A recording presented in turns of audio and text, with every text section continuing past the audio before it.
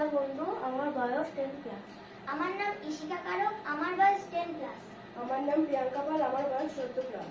আমার নাম ঐশী, আমার বয়স 8 ক্লাস। আমার নাম পূজা দলুই, আমার বয়স 25 প্লাস। বিভাগ উমা, বিষয় নজরুল গীতির দলগত প্রতিযোগিতা। আমরা সর্বভারতীয় সঙ্গীত ও সংস্কৃতি পরিষদের অনলাইন সাংস্কৃতিক অনুষ্ঠান 2026-এ অংশগ্রহণ করছি।